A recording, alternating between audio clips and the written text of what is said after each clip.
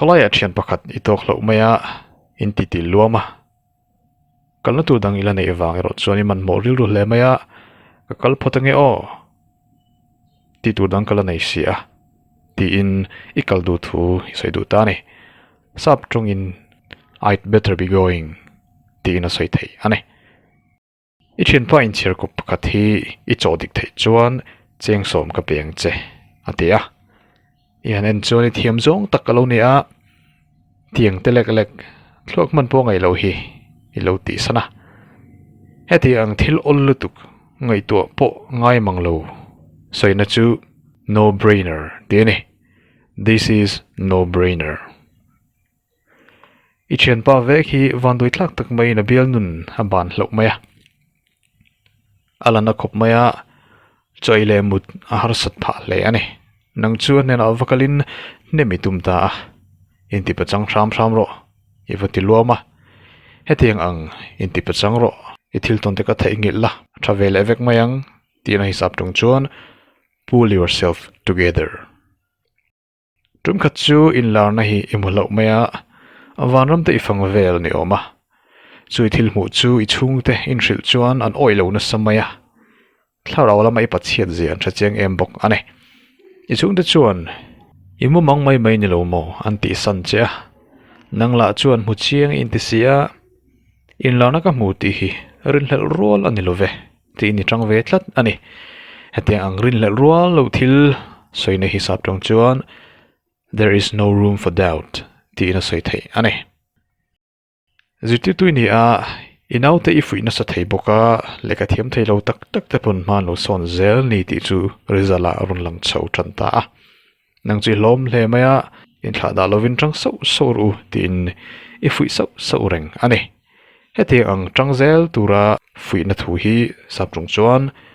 keep up the good work ti ani in thian zaho om khom na chuan in thian pakhat chu angui de uroi maya a chan chu in the hau lawa anena avakalin lim ve deute enga tinge ni tin ivasoya heti ang lim ve deu tura mi fui na hi cheer up ane kunga choi mu to loi classmate lui chu kholai mu hlol maya in mu avakhat vele ti in chibe lopa heti ang in mu khat soina hisap long chuan long time no see tene mi tuina mo idam thamo ti in mi han zota harsana la tuk kan nei lem lo ani chuan can't complain ti in kan chang thei ani mi tuina mo kan chunga thil tha engemaw tak hian ti hian kan lom thu seinan I chunga kalom hle mai I thil pal hle mai kan chunga thil ti hi tha hle mai ti in kan soi du ni chuan it's a very kind of you tin kan soi thei mi in kan chunga thil engemaw anti pala in la rung takin poyan ti thu te soi ta sela a holutuk a poilo kha chu ti in lo hnem le du taila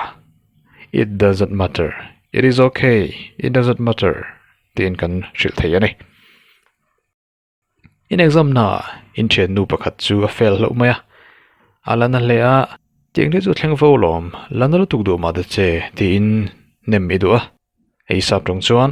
these things happen ati mai thei ani I kalvak ngai lo na veng pakhat a hian ti tu nei ni vakala thian pani ti lai hi mu a I thil zon omna zo I du sia polai tak mai an ti tui lai va biak cha dan chu hetiang hi ni sorry to bother you ti in isai du zong de chu asai the mayang to be honest ti tlang taka sai chuan dik taka sai chuan zep hau lova sai chuan ti na ani antinan sopa soka mingai nat lo zong takani ti in sai du taila I don't like that person to be honest ti na sai thei har sana inga mokon nei chang te chin fel ani hian kan thoveng huai thina heng tuma ka tho huai mai tia kan soi thin hi sap tung chuan what a relief chei ma tung try hi kan ti fu dan ani a chei ma tung try lo nei lukang u ti kan sei du ani chuan let's say grace ti fel thei mai ani